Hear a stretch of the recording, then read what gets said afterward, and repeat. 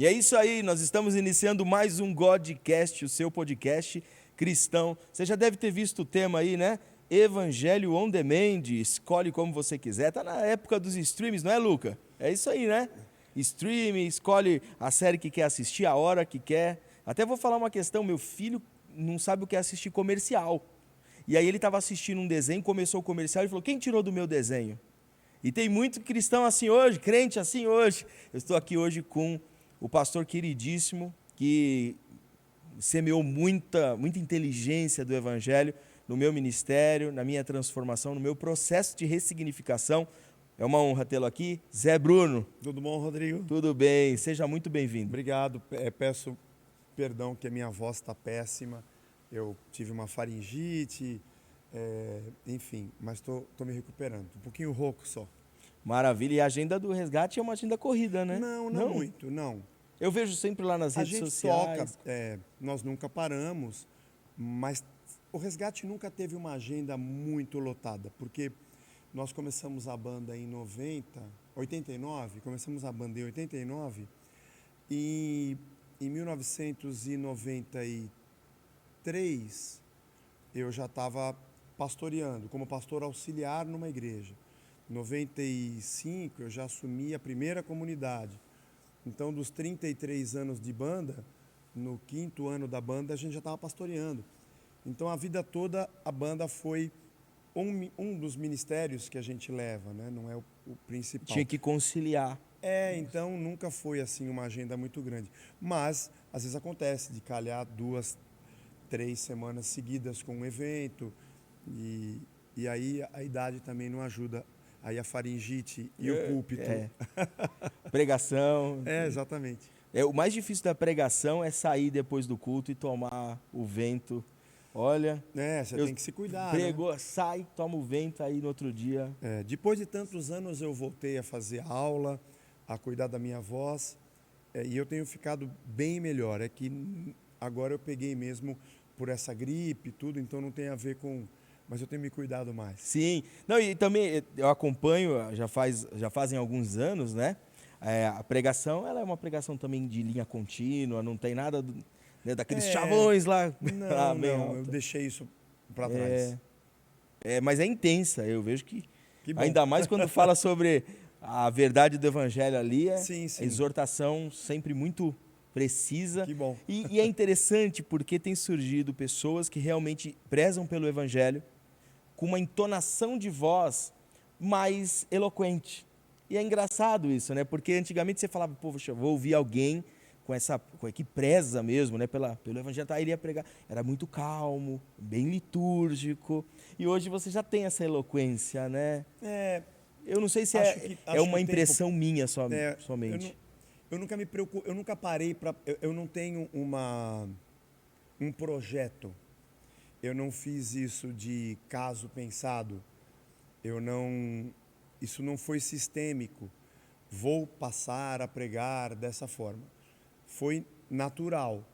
Então eu não saberia te responder, mas para mim é o Zé. Eu faço o que eu acho que devo fazer. E eu sei que hoje você tem a programação neurolinguística e toda a performance, ela já está modelada. Então já existe um pacote para você assumir quando você vai desempenhar tal papel dentro de uma comunidade local chamada igreja. Eu não faço isso, eu não tenho esse pressuposto. Eu só faço o que eu acho que devo fazer, mas talvez seja a sua leitura da eloquência. No meu caso foi de caso pensado. Eu era um pregador neopentecostal, avivalista, certo. né? E que ia nas igrejas, eu era itinerante. Entendi. E tinha uma linguagem bem pentecostalista, né? Então tinha os chavões, tinha aquela coisa, né? E ressignificar foi um processo técnico, eu precisei repensar minha mensagem. Eu precisei cancelar os chavões, pensar, poxa, por que isso? Por que chavão? Sim. Tem a ver, né? Esse chavão é bíblico, né? Sim. É porque você começa a pensar por que eu estou fazendo o que eu estou fazendo. A maioria das pessoas não se pergunta isso. Por que eu estou fazendo o que eu estou fazendo? Elas são pré-programadas a simplesmente ser continuista de um sistema que já existe. E existe um outro lado das pessoas que sabem exatamente por que estão fazendo o que estão fazendo. Ela tem objetivos muito bem definidos e ela tem um sistema que gira por trás dela, moldando a imagem e a performance que ela deve ter. E tem gente, talvez mais à beira do caminho, eu acho que eu estou nesse grupo, que não está preocupado nem com uma coisa nem com outra. Eu procuro ter autenticidade, compreendendo a minha identidade em Jesus, quem eu sou, e fazer o que eu faço da maneira mais sincera que eu puder fazer, sem pré-programações e sem nenhum tipo de indução misteriosa sim. que me siga, né? Eu me converti em 78 numa igreja batista da Convenção Batista Brasileira. E nessa igreja eu fiquei dos 12 anos de idade até os 25, quando eu casei. Então, o início da Casa da Rocha não foi eu preciso descobrir qual novo jeito eu devo ser. Talvez foi eu preciso voltar a ser quem eu era, o Zé da minha juventude, de uma teologia do reino, centrada em Cristo e no Evangelho, e ser simplesmente quem eu sou. Perfeito. Minha origem é pentecostal histórica. Entendi. Né? E aí eu desago, quando eu realmente conheci o Evangelho, eu desago nesse neopentecostalismo. Entendi. E eu não tinha referência. Mesmo tendo feito teologia na Batista de São Paulo. Sim, lá em Perdizes. Em Perdizes. Que ano você fez? Eu fiz 2005, tá. 2006, 2007, 2008. Entendi. Ou 2006, 7, 8 e 9. Entendi. Algo assim. Entendi. Depois a gente fez nós fizemos alguns outros cursos. Quando eu digo nós, é porque eu e minha esposa fizemos juntos. Entendi. Né? E nós casamos um dia depois de entregar o TCC. Mas a gente era muito novo e aquele movimento neopentecostal, ele te, como é que chama? Embebeda, sabe? O Paulo Borges Júnior, um abraço pro Paulo, eu sempre cito ele, tá, porque o pensamento, a ideia veio dele. Ele é engenheiro, eu também sou engenheiro civil, eu não sou pastor. Minha primeira formação foi de engenharia. O pastorado veio depois. E ele usa um exemplo do princípio motor e o princípio motriz. Qual é a diferença entre um ventilador e um moinho? Os dois giram. Qual a diferença de um moinho e de um ventilador? O princípio. O moinho tem um princípio motriz. Depende do vento. Se o vento gira forte, se o vento sopra forte, ele vai girar forte. Aliás, se soar pela frente, se o vento soprar pela frente, de acordo com a posição das aletas, ela gira para a direita. E se ele soprar de trás, ela gira para a esquerda. Se soprar do leste para o oeste, ele vira. Se soprar do sul para o norte, ele vira.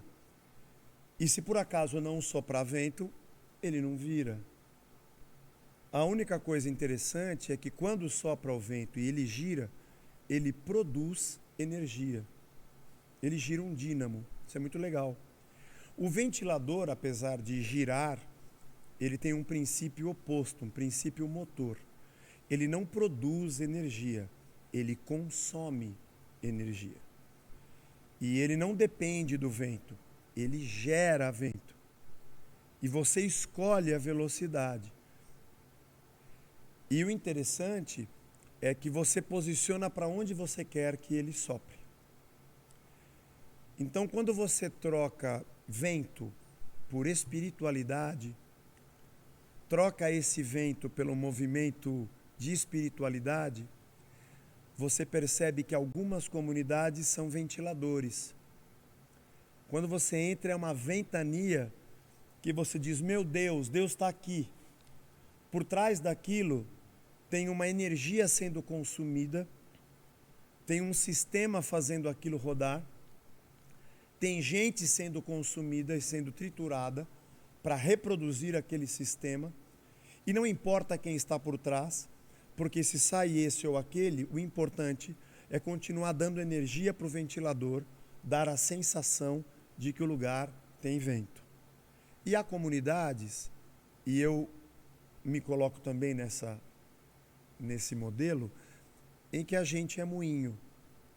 Tem dia que a gente vai cantar mais alto, tem dia que a gente vai cantar mais baixo, tem dia que talvez a gente não cante, tem dia que a gente chora e se ajoelha, e tem dia que acaba a celebração e ninguém chorou. E a gente se movimenta de acordo com o que Deus sopra, com a velocidade que Ele sopra, para onde quer que Ele sopra. Mas eu acredito, não só acredito, como eu vivencio o fato de que o movimento natural do Espírito sobre nós nos dá a energia da vida. E pessoas que participam de comunidades que consomem a sua energia para manter um sistema girando, elas se desgastam. E elas emergem desses lugares cansadas, sugadas, desgastadas. E elas começam a perguntar: por que eu fiz o que eu fiz? Por que eu reproduzo? Por que eu digo o que eu digo? Por que eu repito o que eu repito? Por que eu canto do jeito que eu canto? Então, pessoas são consumidas para que o sistema gire. E, geralmente, por trás disso, também tem gente trabalhando e fazendo a roda girar. E, obviamente, que tem alguém que se locupleta desse movimento todo e que tem os dividendos e os resultados de todo esse movimento. Esse não se cansa, porque ele não paga a energia, e quando trocam as pessoas, chegam novas para se desgastar, e ele está sempre suprido. Impressionante. Essa ilustração é impecável. Ela é impecável. Um abraço, Paulo. Olha, abraço, Paulo. Abraço, resumiu Paulo. isso de uma maneira... Eu falei para ele, Paulo, onde eu vou e conto esse exemplo, eu digo que foi você, tá? Não, todas as vezes que você conta tem a mesma reação de... Porque eu fiquei perplexo, porque é realmente isso. É exatamente isso. E você percebe o quanto isso é verdade quando uma pessoa sobre o palco, porque hoje cantou essa música e todo mundo chorou, ele fala: vamos cantar de novo para o povo chorar, porque ele acredita que é aquela energia que gera o resultado e não o contrário. E assim, a maneira que eu prego, o grito que eu dou, o gesto que eu faço, a música que eu canto, quando eu repito o que está no DVD do cantor gospel, quando eu coloco a mesma luz, não sou contra a música, nem a pregação, nem a luz, nem a fumaça. Eu tenho a banda de rock, acho tudo muito legal. Mas por que é que eu faço o que eu faço? Eu estou procurando obter um resultado no povo, ou o que acontece é resultado do que Deus está fazendo? Parece muito igual, porque o ventilador e o moinho, quando estão girando, são idênticos. Mas o que está por trás é diferente. Quem não percebe a diferença geralmente é o mais leigo, né? Porque Sim. ele olha, ele não identifica isso. Não, né? ele só vê a ventania. Meu, que ventania está aqui, cara. Deus deve estar aqui. Eu falo sobre movimento pensando nisso. Ouviu aí, Lucas? Essa aí você pegou, né, mano? Essa aí. O Lucas é um estudioso também da palavra. E eu falo sempre sobre movimento. Eu falo, olha, se a igreja fosse movimento, se a característica de avivamento fosse movimento, a Sé seria o maior avivamento do Brasil. E eu acho avivamento um mito. Você acha um mito? Eu acho um mito. Tá. Se o Espírito Santo habita em mim, se o Jesus que disse, eu sou a vida, habita em mim, que raio de avivamento que eu estou esperando? A vida é uma pessoa. A vida não é um conjunto de reações químicas num corpo. A biologia tem uma definição de vida, a sociologia tem uma definição de vida, a medicina tem uma definição de vida. Um corpo está vivo, mas em morte cerebral.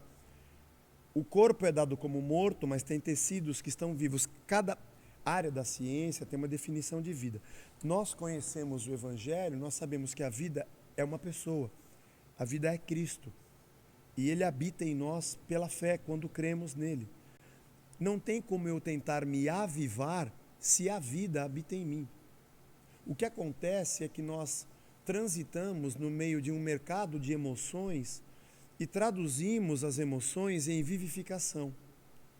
Para mim, o maior sinal de que a vida do Cristo está em nós e entre nós, são pessoas que se arrependem dos seus pecados, confessam a Jesus como Senhor e passam a esmurrar o seu próprio corpo para ser uma nova criatura. Para mim isso é o sinal. Se existe uma maneira de usar a palavra avivamento, eu acho que é essa. Tínhamos definido, eu fiz o MBA em 2019, e aí um professor chamado Lourenço Stélio Rega, conheço. Incrível, e nós começamos a definir, ele fez uma pergunta no MBA, ele falou assim, o que é ser igreja? E imagina as respostas que vieram, né? O que é ser igreja? Você está sendo igreja? E nós saímos de lá, depois de 38 textos que ele escreveu, nós saímos de lá ainda mais perplexos e duvidosos do quanto que nós acreditávamos. E a definição de avivamento que nós chegamos no final, sobre esse avivamento da igreja, era realmente a pregação do evangelho pura e simples. Simples. Isso, o que acontece é que isso é a vida de Cristo entre os homens. Tem reconhecimento da nossa finitude e imperfeição, reconhecimento da nossa dependência de Deus, que é o único Senhor, de Cristo como a nossa vida, arrependimento, confissão. Isso é evangelho. É isso que João Batista resumiu dizendo, arrependam-se porque chegou o reino. Chegou. Ele já chegou. Eu não invoco o Espírito, ele habita em mim. Eu não chamo Deus, ele está em nós e entre nós. O problema é quando eu estou correndo desesperadamente atrás de uma coisa que eu já tenho e não percebo. Quando eu corro atrás de uma coisa que eu já tenho e não percebo, eu corro 2 ou mais de 2 riscos. Um é de correr a vida inteira e achar que nunca alcançou. Corro o risco de não saber que nunca alcancei e continuar correndo. E corro o risco de me sentir cansado de correr sem ter alcançado, sendo que eu já tenho e não sei o que é. Então eu vejo hoje muita gente numa espiritualidade esquizofrênica. E o pior é que ele não dá valor ao que ele já tem e ao que já é vida. E ele corre atrás do que não existe e se decepciona por não alcançar aquilo que não existe. É muito triste. Triste. Hoje em dia nós estamos num período da humanidade, né? Onde as pessoas, isso eu digo hoje, mas nós estamos assim já fazem algumas décadas, né? Buscando os seus próprios desejos, os seus próprios prazeres. E, infelizmente, as pessoas buscam na igreja os seus próprios desejos. Sabe, a pessoa pensar e falar assim, eu preciso ir para a igreja. A grande maior parte das pessoas que eu conheci, que chegaram à igreja, lógico que depois conheceram o evangelho, mas chegaram por um propósito pessoal. Sabe, eu preciso de um emprego novo, porque eu perdi o emprego. Vai lá na igreja, que vai ter uma oração, ou vai ter uma campanha. Entendi. E aí é o que nós estamos falando, que é o Evangelho on Demand. Ó, na minha igreja tem campanha para a área financeira. Poxa, então eu vou nessa igreja porque Sim. é o que eu preciso, né? A oração das 3 da madrugada e assim por diante, né? E as pessoas vão em busca disso. Então, quando ela chega, por exemplo, ela foi convidada para assistir um culto na Casa da Rocha. E ela chega lá, esperando, com essa expectativa, e ela vê o culto falando sobre cruz, sobre ressurreição, sobre vida eterna, né? Ela vai falar, não é isso que eu preciso. Ela desliga a televisão e fala, não é isso que eu quero. Eu vou procurar uma igreja, né? Ou o culto não foi forte o bastante, Deus não falou nisso. Oração forte, oração fraca, culto forte, culto fraco. Uns são, outros não. Exatamente. Essa praça tem muitas avenidas que chegam nessa praça, né? Começando pelo fato de que o ser humano, ele é insatisfeito por excelência, por essência. Deus é um Senhor, Deus é trino. Pai, Filho e Espírito. Nosso Deus é uma comunidade. Para nossa cognição, incompreensível. A gente tem vários exemplos para tentar explicar com as nossas categorias filosóficas a Trindade, mas é um mistério que a gente nunca vai entender. Como é que um ser é trino? Porque nós somos monopessoais. Eu sou só o Zé. Deus é satisfeito em si mesmo. Ele não precisa de nada para se satisfazer. Porque dentro, você estudou isso na teologia, na pericorese, na mútua habitação da Trindade. É o Pai que honra o Filho, esse é o Filho amado em quem eu tenho prazer, é o Filho que honra o Pai. Minha comida e minha bebida é fazer a vontade do Pai que está no céu. É o Pai e o Filho que enviam o Espírito, eu vou orar ao Pai para que ele envie um outro Consolador. E é o Espírito que honra o Filho, porque ele vos fará lembrar todas as palavras que eu vos tenho falado. E é o Espírito que é o próprio Pai habitando nos homens. Então, enfim, Deus é um ser satisfeito em si. O homem é um ser criado insatisfeito. Opa, já está dando resposta. Você viu? O homem foi criado insatisfeito, para que a satisfação do homem fosse completada em Deus. O homem tem a criação, o cosmo, Deus como Senhor, e o próximo, a mulher e os filhos, para que são os mandatos criacionais, para que nessa minha relação com o Deus, que é o meu Senhor, eu entendesse a satisfação que eu tenho de ser quem eu sou para a criação e de ser quem eu sou para você, para o meu próximo. É dessa relação, desse cuidado dele comigo e do cuidado do meu coração para com ele, é que brota o meu cuidado para tudo que foi criado, para com tudo que foi criado e para com todos que também são criaturas. Então é nesse cosmos que nós entendemos o que é ser satisfeito. Eu sou o que sou a partir de Deus, e a partir de Deus eu sou o que sou para tudo que foi criado. Então a gente se completa aqui, porque a gente só pode ser completo aqui. Isso está no Gênesis, capítulo 1, 2. Acaba no 3, quando o homem come do fruto e diz, ó Deus, eu não achei legal essa ideia que você teve. Eu quero dizer o que é bom e o que é ruim. Eu quero comer esse fruto e eu quero dizer o que é bom para mim. Eu não quero ficar perguntando para você, para que você me diga como é que eu vivo aqui e como é que eu vivo aqui. E aqui o homem dá vazão ao nascimento do próprio Deus em si mesmo. O homem quer dar um fim em si mesmo para tudo que ele tem e com tudo que ele se relaciona. Então aqui nós temos a ausência do Deus Pode continuar, Trino. esposa. A ausência do Deus Trino em tudo que a gente faz. Então, nós nunca vamos ser satisfeitos. Então começa aqui, essa primeira avenida. O ser humano nunca será satisfeito.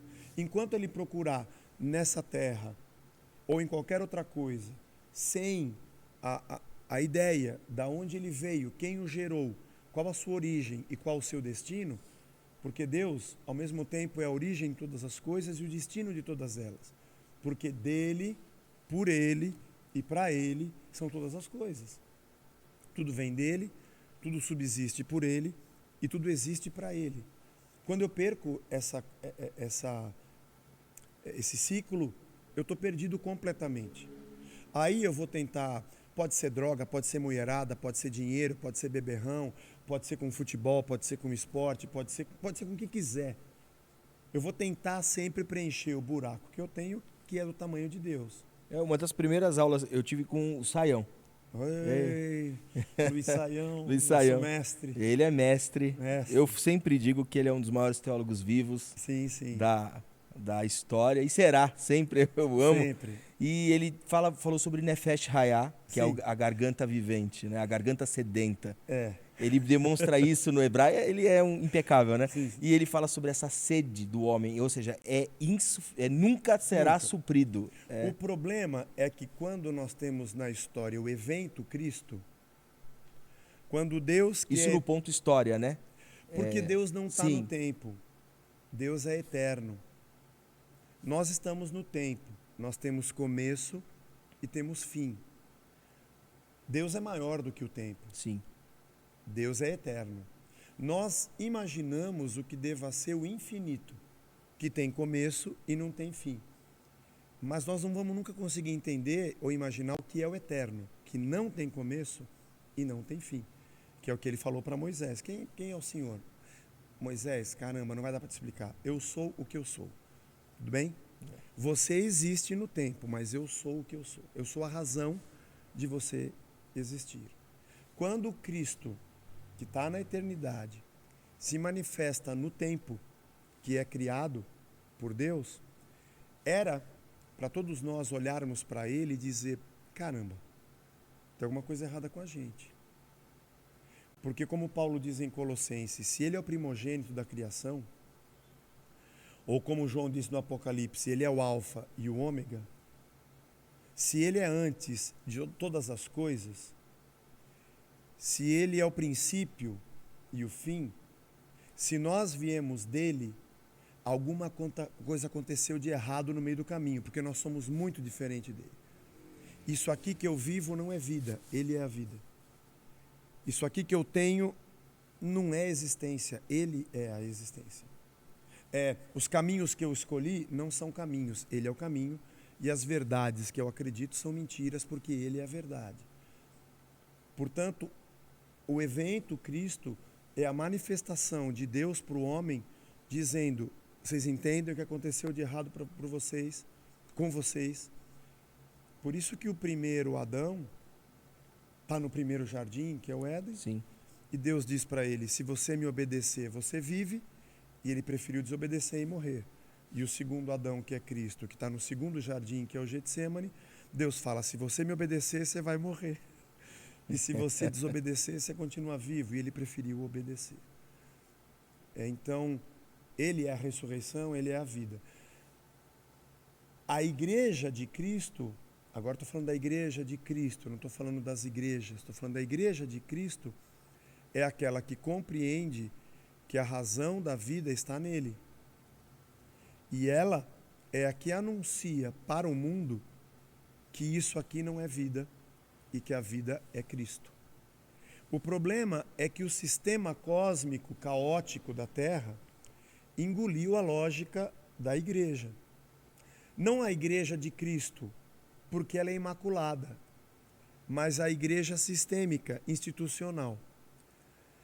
E a comunidade local institucionalizada pode se perder. E aí, ao invés dela anunciar, fique tranquilo, porque você já tem a vida, ela retroalimenta o ser humano que está eternamente insatisfeito, dizendo, não, você vai conseguir o que você quer nessa terra. O que você quer? Dinheiro? Deus vai te dar. O que você quer? Casar? Deus vai te dar. É emprego? Relaxa. Você quer ser curado? Você vai ter aqui. E a igreja institucional, isso vem desde a Idade Média, Lutero já brigou com isso em 1517. Sim. Né? E na Idade Média a igreja já vendia indulgências. Porque ela é conduzida por homens e os homens... É salvação para quem morreu, né? Lembra? Comprava as indulgências. Sim. Indulgência plena. Então, na verdade, nós estamos fazendo a mesma coisa. É a mesma coisa de um outro jeito. Que qualquer outra pessoa faz. Então, um comercial de televisão te garante que você vai comprar aquele carro e que você vai ter aquela alegria? Mentira. A igreja entrou na mesma mentira. Se você tiver esse carro, se você tiver essa casa, se você morar em tal lugar, se o Brasil for assim. E Deus, ao invés de ser o genitor da verdadeira vida, ele passou a ser um coadjuvante da vida que eu estou anunciando. Então Deus não... Domingo eu estava pregando sobre isso. Jesus deixou de ser a minha satisfação para ser apenas alguém que me dá alguma coisa que me satisfaça. E para isso, o sistema religioso vai se curvar e agradecer e vai sobreviver. Porque não tem coisa melhor do que você vender a satisfação pela religião, dando às pessoas aquilo que essa terra tem. Porque tudo que essa terra tem fica velho e acaba. E essa pessoa continua voltando ao sistema religioso que promete para ela o novo, a nova solução e a nova satisfação. E alimenta aquele motor, né? Com a energia, porque não é uma questão de manter a pessoa ali para poder fazer essa energia ser gerada? Também. E sustentar essa base, né? Também, porque uma pessoa que morreu e está numa cama de hospital, é possível. Essa não é do Paulo, essa é minha. Essa foi minha. Tá. É possível você, apesar deu morte cerebral. morte cerebral. O cérebro não tem mais como comandar as atividades do corpo. Então a pessoa é dada como morta. Quando ela está no caixão, ela morreu. Mas, pela medicina, essa córnea ainda está viva, esse tecido está vivo, ele podia ser transplantado. Esse coração, em 4 horas, acho, em 6, ele ainda poderia ser transplantado. Sim. Porque alguns tecidos nesse corpo ainda estão vivos. Você poderia transplantar rim, cada um tem um tempo até que ele vá à falência. Então eu percebo hoje que tem muitos movimentos que o cabeça já morreu. Não tem o Cristo ali. Não tem o cabeça. Mas o corpo está em movimento. Porque você mantém a adrenalina, você mantém o potássio e a pressão cardíaca, você mantém os batimentos, você tem uma máquina soprando a ventilação no pulmão da pessoa, você vai equilibrando as enzimas enquanto você pode, para manter o corpo vivo até que você retire dele os tecidos para poder ser transplantado. Então eu percebo que existem alguns ajuntamentos que eu não sou juiz, eu não estou aqui para falar quem está certo e quem está errado, eu só observo a vida para tentar, no Evangelho, viver o Cristo do Reino de Deus. Mas eu penso assim, parece um corpo morto. Tem alguém mantendo esse negócio girando, insuflando o corpo com medicamentos, louva, profetiza, fala, repete, oferta, e essa pessoa está mantida em movimento, mas ela não percebe que ela está sendo subtraída nos seus tecidos. Quando a gente estava falando que a conta não fecha, né? Não fecha. Porque assim, é prometido que tudo será alcançado, e aquilo é dito à igreja, a igreja vai com fé. Porque quando a gente fala da igreja, nós estamos falando da participação de pessoas. Esse é um problema. Quando a gente fala igreja... Não, tudo bem. Do que a gente está falando? Quando a gente fala palavra, igreja. Eu sou engenheiro, não atuo mais em engenharia, mas eu gosto de mexer na minha casa. E gosto de fazer coisas de madeira, já fiz closet, mesa.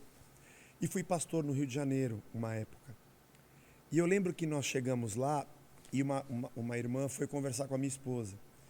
E falou assim, eu queria saber, na época eu era bispo, se o bispo Zé faz gabinete. E a minha esposa falou, por que essa pessoa está me perguntando isso? A minha esposa pensou, né? Ela falou assim, acho que ele faz, porque ele já fez trabalho com madeira. E a pessoa ficou olhando para ela. As duas estavam conversando na língua portuguesa de Camões, o mesmo idioma, e a mulher perguntou se eu fazia gabinete, mas na cabeça dela, gabinete era aconselhamento, porque eu não sabia que essa era a gíria no Rio. Eu não sabia até hoje. Ou seja, você faz gabinete, quer dizer, o pastor atende pessoas no gabinete pastoral, que é o gabinete e sala. Mas na cabeça da minha esposa, ela estava falando assim, e a minha esposa pensou, bom, ele já me disse que não é bom de colocar dobradiça, que é a minha dificuldade. Mas ela respondeu para a mulher, eu acho que ele consegue. E a pessoa foi com uma interrogação, como assim ele consegue? Ele é pastor. A mesma palavra tinha significado diferente nas duas cabeças. Quando você fala igreja, a pessoa está pensando em quê? Nisso aqui? No prédio? No prédio, Ela está pensando em quê? Batistas, presbiterianos, metodistas, Assembleia de Deus, denominações. Né? O que se passa na nossa cabeça quando a palavra igreja é dita? Ou ela está pensando na união mística de todos os discípulos de Messias espalhados pela face da terra, que nasceram de novo e que são governados pela mente de Cristo. Isso aí é a igreja. Essa é a igreja. Então, quando alguém me pergunta o que você acha da igreja no Brasil, eu vou dizer qualquer coisa que eu acho sobre a igreja em qualquer outro país, porque a igreja não tem país. Quando Deus olha da eternidade, Ele só vê pessoas. Então, começa por aí. A pessoa diz assim, eu vou na igreja para conseguir tal coisa, como se a igreja fosse o prédio, a instituição, a palavra do pastor, e como se o que ela precisa fosse alcançado nesse lugar místico, e obviamente que o melhor, e isso é apenas um movimento religioso, isso é um fenômeno sociológico, isso é um movimento religioso.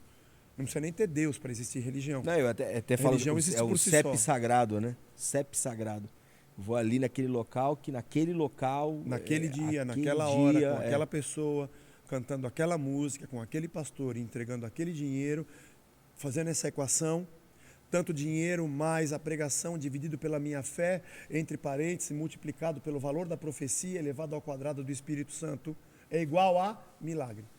E aí você vai ligar a rádio e a televisão, cada um tem uma fórmula mágica para que a pessoa se sinta satisfeita alcançando o que ela quer. E o resultado é sempre o mesmo, né? Milagre... Veja, Deus não está nem aí com essas coisas, é o que eu penso. Tá. Tudo que eu estou falando aqui não é a voz da verdade, é Não, como eu entendo. enxergo. Eu entendo. É como eu enxergo, é como eu penso. Então, cada um que se aproxima de um lugar assim, ele vai alimentar a sua decepção por um tempo. Deus, ou melhor, os seus resultados positivos por um tempo. Eu acho que Deus não está nem aí para nada disso aqui. Eu não estou dizendo que Ele nos despreza, não.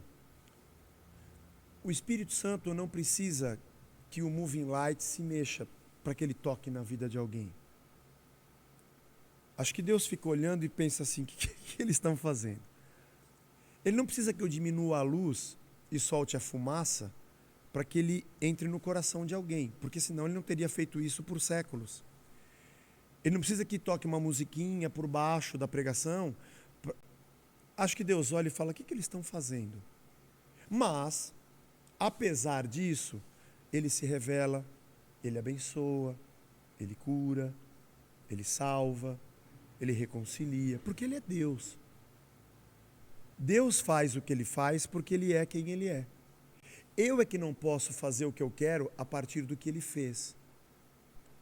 Então eu não vendo, eu não comercializo bugigangas ungidas e nem mandingas espirituais evangélicas para que pessoas obtenham resultados. Meu papel é o que Cristo me mandou fazer. Vai pelo mundo e prega o evangelho a toda criatura. Batiza as pessoas e ensina elas a guardar o que eu tenho ensinado. Então é isso que eu procuro fazer. Sabe essa busca desenfreada pelo divino, né? Que vem nessa questão da toalhinha ungida, o copo com água, a água que veio de Israel e todas essas coisas que as pessoas hoje utilizam. Até na televisão você vê muito disso, né? Se você comprar a toalhinha, por exemplo, e aí eu lembro, minha avó, eu sempre falo da minha avó, ela já sabe que eu falo dela. Minha avó hoje é uma cristã, mas ela é uma cristã desigrejada, né? Ela assiste em casa, desigrejada, eu uso o termo para brincar, né? Para fortalecer nossa conversa. Mas minha avó é uma pessoa que não vem na igreja, ela não tem nem como vir, ela não gosta dessa movimentação de gente, tal, muita gente, ela é uma pessoa bem na dela, mas ela tá lá todo culto, ela vai lá, assiste a palavra, ouve a palavra de todo mundo, TikToker minha avó lá fica.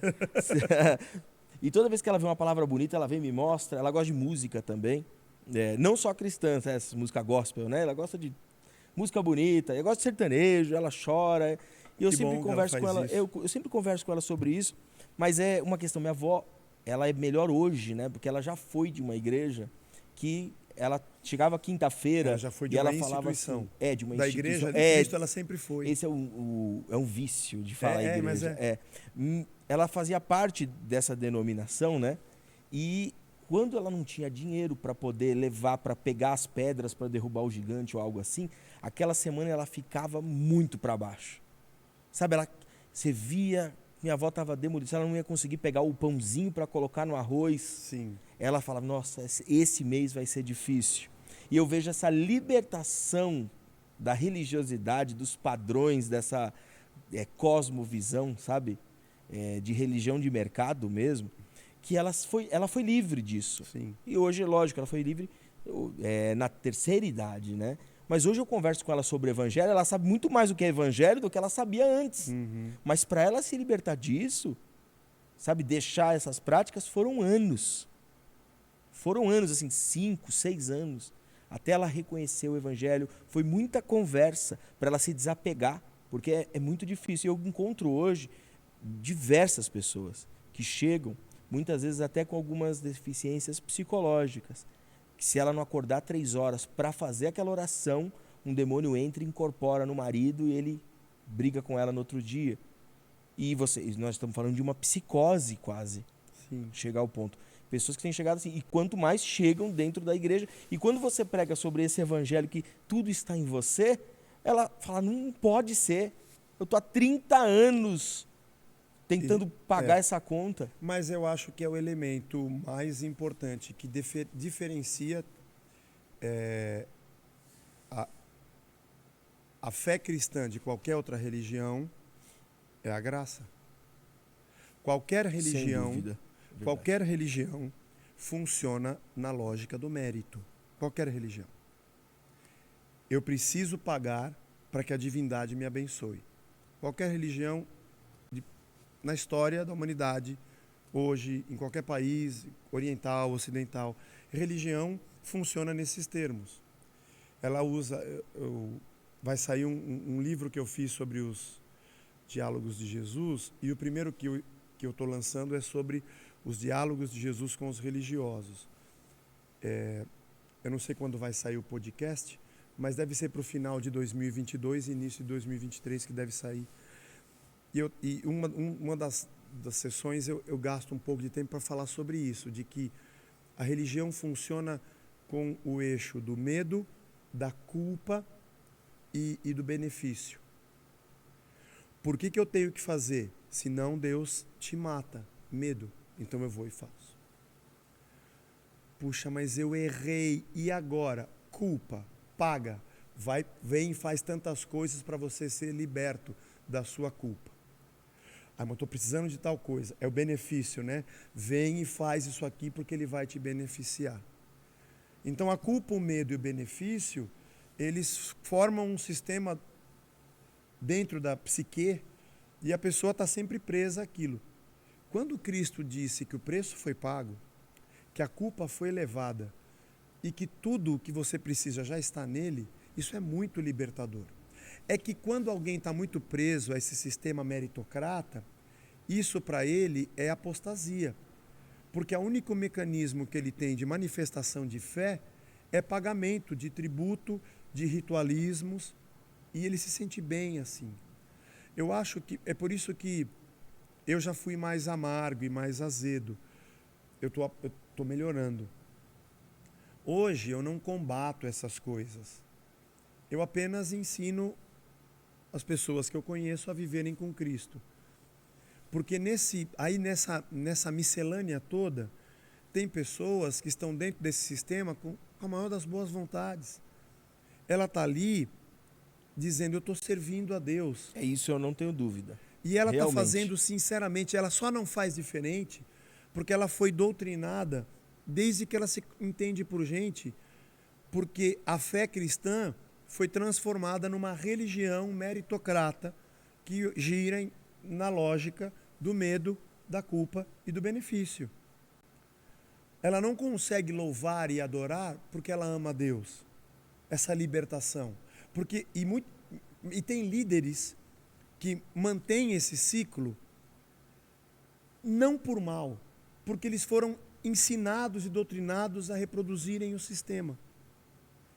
E existem líderes que fazem isso de caso pensado, porque eles sabem que a roda da fortuna que ele precisa gira nessa lógica. A princípio, num primeiro debate pronto, eu não consigo identificar o quanto há de sinceridade, o quanto há de doutrinação e o quanto há de maldade no que uma pessoa faz. Então eu procuro ensinar com amor. Enquanto eu não sei, é verdade. Eu trato todos como irmãos e as pessoas como ovelhas do rebanho de Deus. Quando eu percebo que há engano, eu tento elucidar. Quando eu vejo que há amor, eu tento esclarecer. E quando eu vejo que a maldade, eu tento me afastar. Eu não sou dono da verdade, não sou eu que transformo ninguém. Eu só quero comungar com gente que pensa como eu penso. E eu não sou paladino de nada para sair dizendo quem está certo e quem está errado. Mas tem esses vários. E talvez a sua avó bonitinha, Sim. ela com todo amor, com toda sinceridade. Mas é triste você ver uma pessoa que se sente culpada, amaldiçoada e não beneficiada porque ela não cumpriu um rito que ela não precisava cumprir. Eu sempre mostro algumas pregações para minha avó assim, sobre assim mesmo, sabe? Uma pregação que é falando sobre você vem na igreja para buscar Jesus e não as coisas. Aí eu mostro para ela, ela fala, é isso mesmo, tá vendo? Porque ela compreendeu. Foi difícil, mas ela compreendeu. Mas não era diferente nos dias de Jesus. Não, não era. Não era. Ele encontrou um sistema dos saduceus e dos fariseus. Os saduceus que comandavam o templo, junto com os anciãos, o sinédrio. Alguns fariseus tinham assento no sinédrio e a sinagoga, onde os fariseus, talvez com os escribas, tinham mais ascensão, apesar de muitos escribas apoiarem o partido dos saduceus. O mercado das ofertas, a troca da moeda da dracma e do denário pelo ciclo, para ser utilizado dentro do templo, o acordo com Roma, que indicava o sumo sacerdote, e não era mais vitalício, não era mais uma questão de tribo sacerdotal, estava tudo muito corrompido. Estava uma bagunça. E o povo estava perdido. Então eu acho que hoje, no papel pastoral que a gente tem, eu quero muito mais estar junto das pessoas, aprender e ensinar, andar juntos, aprender com a vida, compartilhar o evangelho e viver a amizade, o calor da comunhão, sem me preocupar com muita coisa, porque as coisas não dão certo o tempo inteiro. E quem disse que precisa dar certo o tempo inteiro? E quantas coisas eu não aprendi quando exatamente passei por momentos difíceis. E no fim das contas, como diz meu irmão, ninguém vai sair vivo dessa vida. É verdade. Todo mundo vai morrer. Tudo uma hora vai acabar. Essa é a certeza, né? Desde que houve o pecado no Éden, esse mundo se transformou no mundo dos fins. Nada mais é eterno. Tudo aqui acaba. A certeza é que nós vamos viver eternamente com Cristo, né? É a Sim. única certeza. Né? Hoje talvez eu pense, hoje eu penso muito nisso. Tem horas que eu olho para o mundo e eu falo assim, Senhor, porque podia acabar agora, né? Eu podia morrer agora. Eu nunca tive um pensamento suicida de tirar a minha própria vida. Sim. Mas muitas vezes eu já falei, Senhor, se acabasse eu não ia, não sei, podia acabar, né? E a gente ir logo para o reino eterno, né? Porque é muita tristeza. É muita tristeza. Quem é pastor, que anda com gente mesmo, se eu pastoreio um sistema, eu estou longe dessa realidade. Eu pastoreio números e relatórios, eu pastoreio um método onde eu cobro pessoas por resultados e me alegro com a ascensão que eu consigo na vida, ascendendo de classe social na sociedade brasileira, eu estou bem, apesar de estar iludido. Mas se você vive com as pessoas e você convive com a dor do ser humano, com a finitude, com os dissabores, as desventuras, se você chora com quem chora e se alegra com quem se alegra, se você escolheu pastorear a gente, que você apresentou aquela criança quando ela nasceu, foi no aniversário, quando ela completou 15 anos, que eu que já estou com mais avançado um pouco, já passei por isso, e depois fazer o casamento daquele casal que ela conheceu um garoto na igreja e se casaram, e você fez parte daquela família, mas você foi no velório da avó que partiu, e você participou quando a mãe foi operada e você esteve no hospital chorando a dor do pai. Se você é gente de verdade, porque Jesus não nos salvou para sermos anjos, mas para sermos gente, e você convive com isso, esse sistema não se sustenta. Essa conta não fecha. É aí que a conta não fecha. O que acontece, né? Nessa questão realmente, as pessoas seguem isso, seguem essa desenfreado pelos seus próprios desejos, e aí ficam nessa fórmula mágica, né? Que é o pacote crente. Deus é o gênio da lâmpada. Esfregou ali. Ele aparece. Né? E Mas, aí, mas ele é melhor que o gênio da lâmpada. Melhor. Porque o gênio da lâmpada manda você fazer 3 pedidos. 3. E o gênio de hoje, você pode fazer 12, um para cada mês do ano. Ah, olha aí. Olha Bem aí. melhor. É isso aí. Todos os meses abençoados. Aí a pessoa fala, é isso. Aí muitas vezes ela conquista alguma coisa, ela começa a atribuir isso ao que ela tem feito. Ela fala, poxa, tenho dizimado, tenho ganho. Eu tenho. Opa, eu tô merecendo. E aí muitas vezes isso vira testemunho. Eu vou usar entre aspas de novo. Ela sobe e fala, fui fiel. E olha só o que Deus fez na minha vida. Olha o que Deus está fazendo aqui. Só que no dia que isso não acontece, é igual quando você acompanha uma pessoa que a finalização da história, ela não é olha, a cura aconteceu. Não. É Deus recolheu. Ou seja, a pessoa morreu. Né? Eu digo isso por experiência própria. Meu sogro lutou contra um câncer 4 anos, né? E foi exatamente no período que surgiu a minha ressignificação. Entendi. E quantas promessas, profecias, que ele vai rodar o Brasil contando o testemunho. Mas ele entendeu o evangelho muito antes de mim. Sem teologia, sem nada. Ele tinha entendido. No processo dele, ele compreendeu tudo. E aí ele pregava para nós sobre esse evangelho. E naquele processo, todas aquelas promessas, profecias, eu sei que era muita boa vontade do pessoal. Porque tem isso também, a gente não pode desprezar. Mas quando você vai fazer aquela conta na fórmula, fica 2, 3 letras, você fala, não fecha. Tem como resolver esse problema. Aí chega a hora que você se decepciona. Você diz, eu estou decepcionado com Deus, mas na verdade você deve ser decepcionado com uma instituição religiosa que não representa o evangelho da graça de Deus. Exato. Só que você aprendeu que aquela instituição é a representante legal, é o dealer oficial de Deus na Terra. E tem muita gente hoje decepcionada com Deus, mas é uma pena que ela nunca teve a oportunidade de conhecê-lo.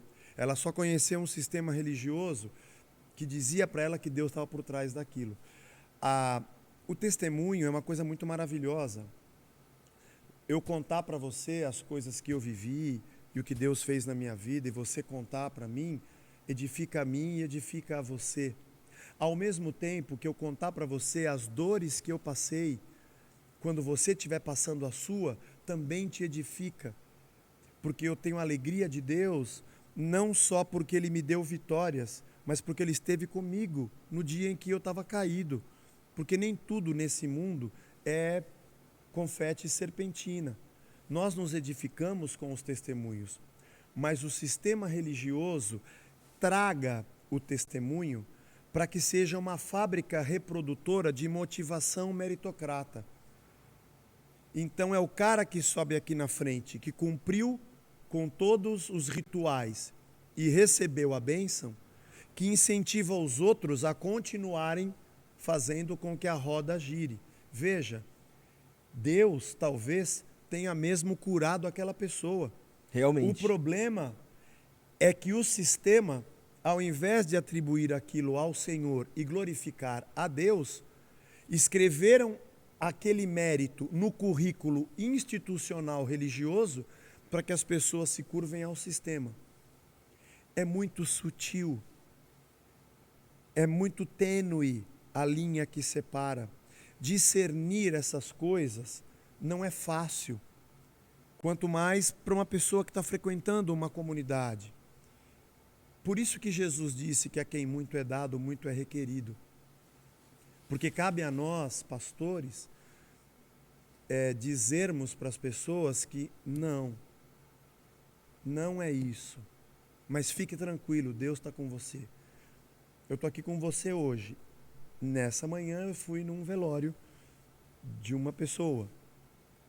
E agora eu estou aqui num podcast, que é legal, a gente vai falar com centenas de pessoas pela internet. Na hora do almoço, fui almoçar com pastores amigos, e a gente estava conversando sobre a problemática da formação de líderes. E à noite eu vou dar uma aula para compartilhar com jovens sobre o Evangelho. Nossa. São muitas emoções num mesmo dia, Mas eu não posso dizer para todo mundo, a minha vida é só vitória. A minha vida é vitória porque Cristo venceu na cruz. É a única vitória. Essa é a, a vitória. Porque não significa que eu bati o carro, isso é uma derrota. Nem que meu pneu furou, é uma... Porque o sol nasce sobre justos e injustos, está escrito no Evangelho. Porque se eu fosse por essa ótica, Jesus foi um grande derrotado.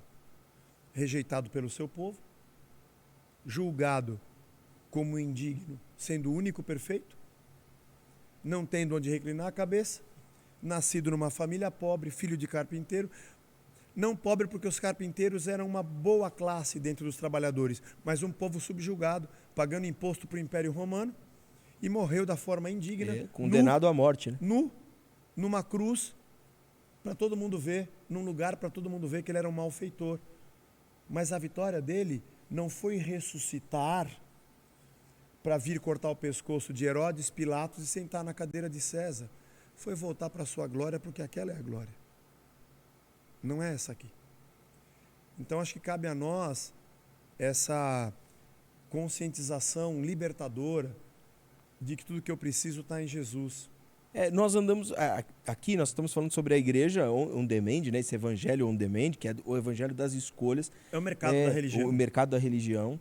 E aí nós temos agora um ponto que surgiu fazem poucos, porque assim foi mudando essa questão de vitória, ela foi se transformando com o tempo, né? O produto muda. O produto muda, mas a lógica é a mesma. A gente fala antigamente se falava sobre vitória, aquela coisa de dinheiro, carro, já teve prosperidade, vitórias e conquistas, qual que é agora? Eu acho que nós estamos falando um pouco mais de governo. Agora é governo, já teve também o mercado das sensações e das experiências é bem pós-moderno também, mas o governo, verdade, tá em voga agora. Nesses textos, vou governar. Nesses textos que estudei com o Lourenço, ele falava sobre um texto dele sobre sexualização da igreja. O termo sexualização é aquela questão da cobiça de ter, sim, a posse, o domínio. E as pessoas chegam com essa coisa de eu vou dominar onde eu estiver, eu serei o dominante. É o homem, Deus e si mesmo. É o Adão. Esse é o Adão. É o Adão. Eu como fruto e vou dizer o que é bom para mim. E aí geralmente usam os jargões, que são, eu chamo de diabólicas bases bíblicas, né? Que é o religião, como é que chama? Se você é cabeça e não cauda, sabe? Os textos fora de contexto. Pega os textos. Na verdade, base bíblica também eu acho que é um mito. Base bíblica é. Porque nem tudo que está na Bíblia é uma base bíblica. Nem tudo que é bíblico está na Bíblia. Ou melhor, tudo que é bíblico está na Bíblia. Mas nem tudo que está na Bíblia é bíblico. Sendo que o termo bíblico significa passível de ser repetido, reproduzido e necessário que eu tenha crença e fé. Porque, por exemplo, na Bíblia está escrito sobre a circuncisão, mas circuncisão não é bíblico. Por causa de Cristo, eu não me circuncido mais. Sim. Na minha Bíblia está escrito que eu tenho que eles sacrificavam animais para terem o perdão dos pecados, mas o sacrifício de animais não é bíblico, apesar de estar na Bíblia. A mulher, quando estava no seu ciclo menstrual, ficar 7 dias fora do arraial, está escrito na Bíblia, mas isso não é bíblico. Usar o véu para entrar na igreja, na comunidade, está escrito também na Bíblia, no caso de Éfeso, mas não é bíblico. Porque Cristo nos dá uma hermenêutica do reino e da existência humana com a qual eu também leio a própria Bíblia. Por exemplo, Josué deu 7 voltas na muralha de Jericó e ela caiu, não foi? Por que Josué não disse para o exército, atenção galera, acabaram-se os nossos problemas. Agora, ele não sabia, mas ele ainda ia conquistar outras 32 cidades. É só dar 7 voltas que acaba que tudo vai cair. Deus revelou. Mas o Josué não fez isso, mas nós fazemos.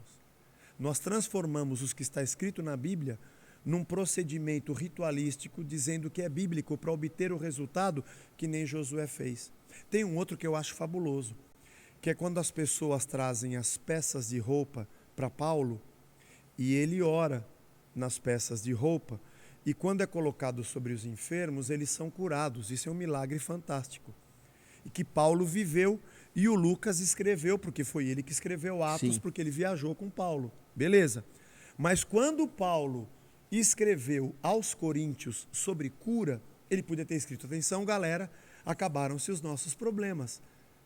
O que nós precisamos agora é de uma indústria têxtil e de um bando de apóstolos orando pelas roupas e vamos sair vendendo. Mas o próprio Paulo, que teve a experiência de impor a mão num tecido e ver uma pessoa curada, quando ele escreve sobre cura, ele não coloca na conta aquela experiência, porque ele entendeu que aquilo foi uma experiência para aquele momento. Ele não reproduziu o que ele mesmo viveu, mas nós fazemos isso. Nós pegamos a Bíblia como um livro de mandingas, onde eu fico reproduzindo a espada que levanta e dá 7 voltas para obter resultado, porque a fé é resultadista. De novo, nós estamos tentando encher o homem de dinheiro, cura, carro, salário, posse, honra e vitória, e comando e governo, para ele se sentir bem, quando ele tem o Cristo que poderia fazer ele se sentir bem. Mas alguém está me dizendo que o que eu tenho é pouco. Aí você tem a pregação do opróbrio, que é um outro capítulo. São muitos capítulos. Sim. Dá para a gente fazer aqui um ano de podcast. Mas a religião tem a pregação do opróbrio. Sou eu que anuncio que você está em maldição para você comprar a minha caneca abençoada. Olha, até voou um pouco da água aqui. Porque se eu disser para você que Cristo já está com você, qual o motivo de você vir aqui? Acabou, né? Por o sistema acabou. Mas para a igreja de Cristo é a maravilha. Faz todo sentido. Porque a gente está junto, porque a gente se ama. A gente está junto porque a gente não quer nada em troca um do outro. Eu estou te dando essa caneca porque eu achei legal. Eu falei, isso aqui tem a cara do Rodrigo. Rodrigão, é para você. Eu louvo a Deus porque Ele é Senhor. Eu contribuo com a comunidade porque eu falo, eu acho que isso aqui, eu faço parte disso e eu quero contribuir. Eu não tenho medo, eu não tenho culpa e eu não quero nada em troca. Eu faço por liberdade. Cara, isso é amor, isso é Cristo entre nós. Mas o sistema não... O sistema, ele existe para alguém que está por trás. Ele comercializa resultados, mas o grande resultado é de quem comanda o sistema. Ele é o que está sempre feliz. Porque ele tem tudo o que ele sempre quer, quem comanda o sistema. As pessoas sempre vão ter uma outra falta, que eu prometo cumpri-las ou cobri-las. Mas quem comanda o sistema, toda hora está administrando o que chega. Então, agora, quantos tons de cinza tem na maldade de quem está por cima disso? Eu não sei dizer. Foi ácida. Eu não sei dizer. Mas é isso. Mas uma coisa eu posso dizer, eu não quero ser parte disso. Porque vai ter um dia em que muita gente vai chegar para Jesus, e está escrito no Evangelho, em teu nome eu fiz milagres, em teu nome eu fiz sinais, em teu nome nós expulsamos demônios, e Jesus vai pegar a lista, beleza, olha aqui, sim, teve cura, mas desculpe, fui eu que fiz, não foi você. Sim, teve vitória contra demônios, mas não sei se você sabe, foi meu sangue, não foi você.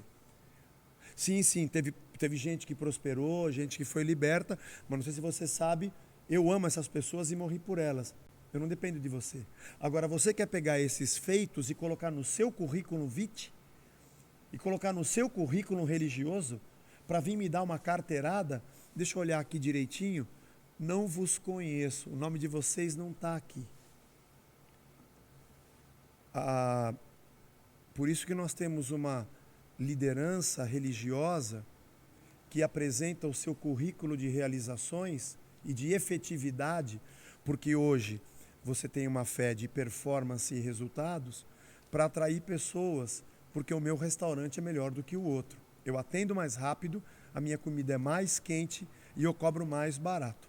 E é à la carte, né? E é à la carte, você escolhe o que você quer. Eu quero esse. Por isso que eu acho que por isso que a quem muito é dado, muito é requerido. Não vos conheço. Apartai-vos de mim, para a perdição eterna. Porque Deus está com o povo. Nós tínhamos conversado antes de começar aqui o podcast.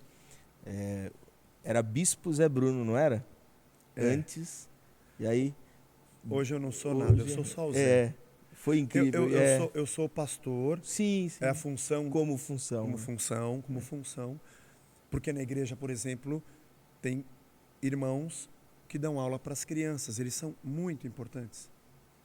Tem gente que canta, gente que toca.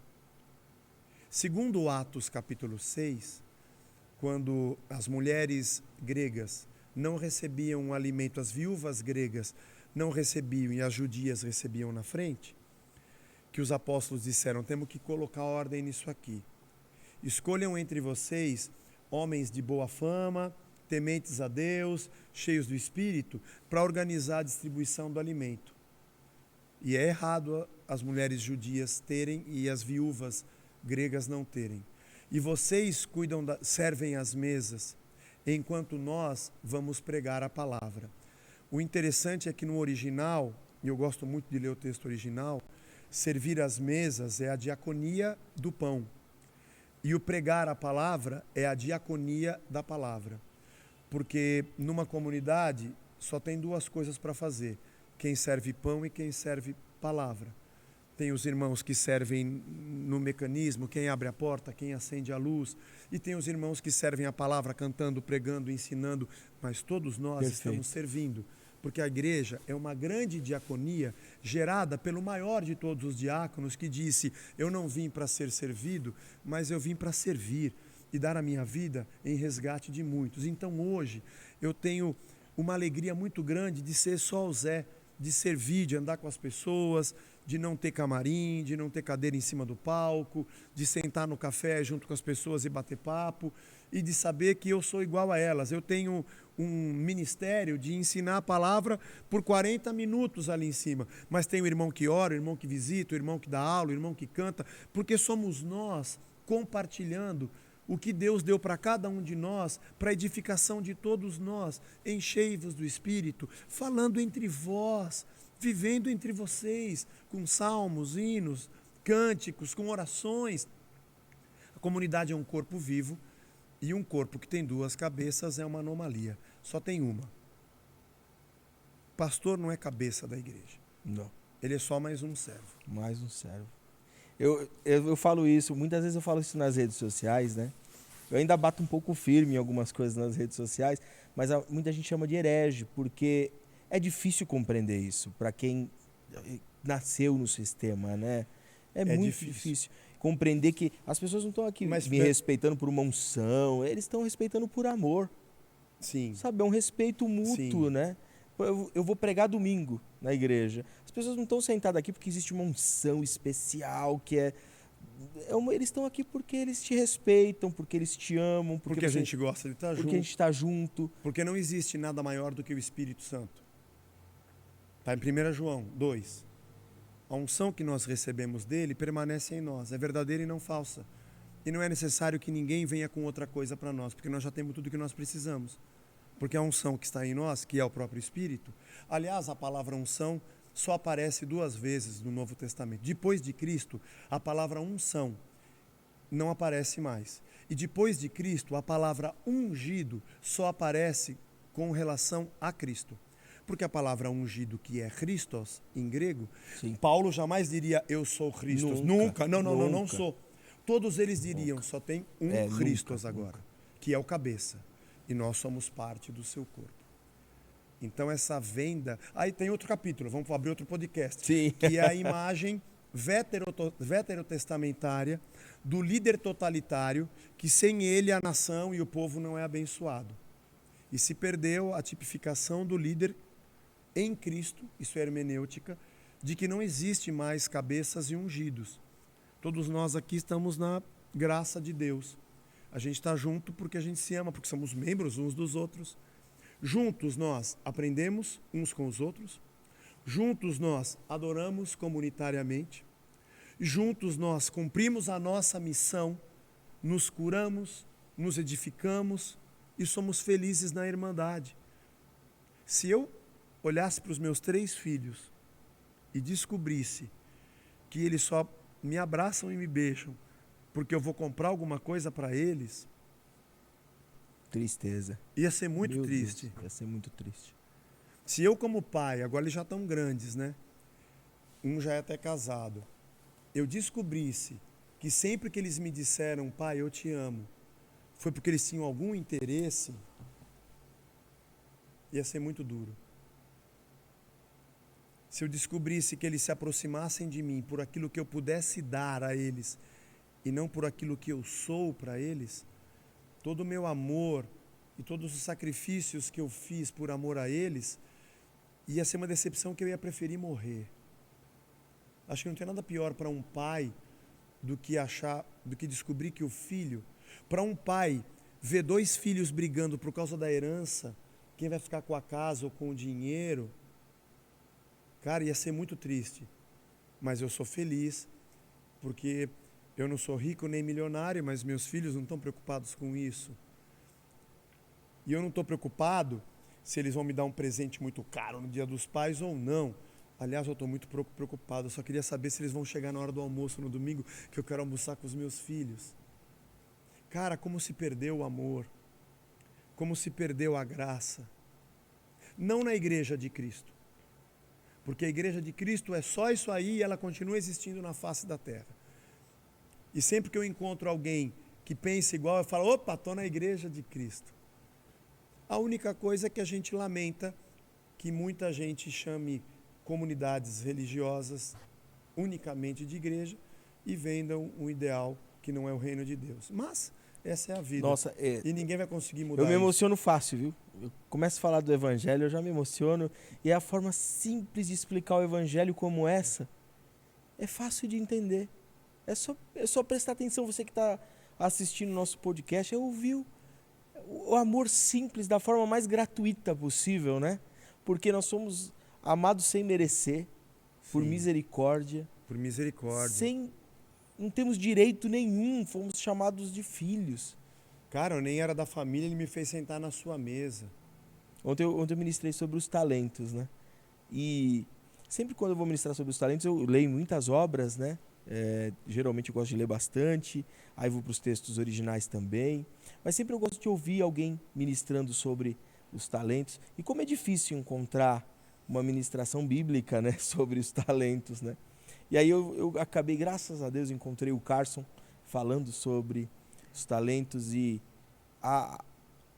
quando você traz essa verdade do evangelho, nossa, esse texto ele pode virar tanta coisa absurda. Pode. E quando você traz para a verdade do evangelho, você compreende que é a riqueza do seu Senhor compartilhada com seus escravos. Nossa. Aí acabou, você mergulha num mar de graça que não tem fim, é infindável. Rodrigo, esse mundo não precisa de dinheiro.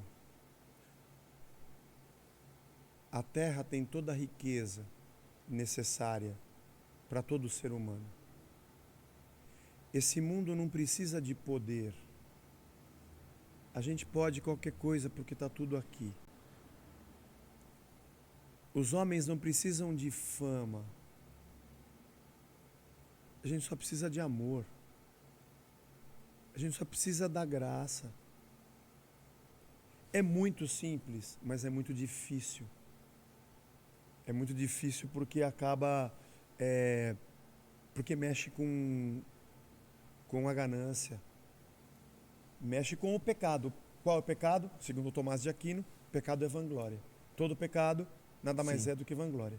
Então, mexe com o ego. Ontem eu encerrei a nossa celebração dizendo assim, irmãos, que a gente possa sair aqui hoje entendendo que a gente não é nada, mas Deus é tão bom. É por isso que eu amo Ele. Se eu te atendo num balcão e você compra a água e me paga, e eu te dou a água e você fala muito obrigado, e eu digo de nada, você está me agradecendo porque eu fui gentil? Você está me agradecendo porque a água é boa? Porque afinal de contas, você pagou a água, né? Você pagou. A sua gratidão, ela vai até a página 2 ou 3. Você pode... Porque você pagou pela água. Louvar a Deus e adorá-lo, isso é um outro capítulo, tá? Não vamos entrar na área da música, eu não gosto de falar de música, gospel, não gosto de falar de louvor e adoração. Você tem uma banda e não gosta? Mas eu não gosto. Mas isso aqui eu gosto de falar. Se eu louvo a Deus porque eu fiz uma campanha, dei um dinheiro, Ele me abençoou, eu estou nesse tipo de louvor. Eu fiz a minha parte. Eu paguei, eu fiz a campanha, eu passei o cartão e ele me deu o que eu pedi. Que eu comprei, né? Eu comprei, eu comprei. ele vai me agradecer, vou falar de nada. Volte sempre. Volte sempre. Mas esse nível de gratidão, ele é muito superficial. Agora, quando eu entendo que nenhum dinheiro do mundo compra a minha salvação, que não importa se eu sou famoso ou desconhecido, não importa o carro que eu ando, nem o sapato que eu uso, não importa a fama que eu tenha, tudo isso é nada diante de Deus, e que o que Ele fez por mim foi por puro amor, toda a minha gratidão e todo o meu movimento de fé, todo o meu serviço e missão ganham um outro sentido, porque eu recebi de graça. Eu cheguei no balcão e ele falou: o dinheiro que você tem não pode comprar o que eu tenho para vender. E eu saio correndo para arrumar mais dinheiro. Eu falei: não precisa arrumar mais dinheiro, porque eu estou te dando de graça. Gratuitamente. Inclusive, não sei se você sabe, mas esse dinheiro que você tem aí é de papel, é criptomoeda, porque se for de papel, fui eu que pus as plantas na terra. Esse restaurante que você frequenta, caro, essa carne fui eu que criei, os animais. O filamento de tungstênio, ou sei lá de que metal, que está dentro da lâmpada, bom, hoje é de gás, são elementos químicos que estão na natureza. Não existe nada nessa terra que foi tirado de outro lugar a não ser dela mesma. Eu coloquei nela tudo o que vocês precisam, porque tudo isso que eu fiz é muito menor do que quem eu sou. Mas eu dei de graça para vocês. Mas vocês estão se matando para ter o que vocês já têm e que eu dei de graça. E depois vocês pegam tudo isso daí e querem trazer para mim, para me dar uma carteirada para eu te abençoar. Salmo 51. Sabe o que eu quero? Eu quero o coração de vocês. Vocês vão me apresentar milhares de sacrifícios, não são meus por acaso, todos os animais que tem na terra. Vocês vão me dar ouro e prata, não fui eu por acaso que criei tudo isso. O que eu quero de vocês é um coração contrito. O que eu quero de vocês é a simplicidade do amor, sabe? Está faltando muito isso no mundo. Agora, saindo do campo religioso, sim, nós vivemos um momento muito triste. Estou falando só do nosso país, mas muito triste, onde as pessoas estão se degladiando, elas estão se destruindo para ter, para arrancar, para possuir, para governar, para dominar. E Jesus disse: chora com quem chora, se alegra com quem se alegra, reparte o pão com quem não tem. Ele pediu a tua capa, entrega duas, entrega a tua capa. Ele quer que você ande com ele 1 milha, ande 2, leva as cargas uns dos outros, sabe? Carrega o teu irmão junto com você. René Padilha, acho que foi num livro dele, foi o René Padilha.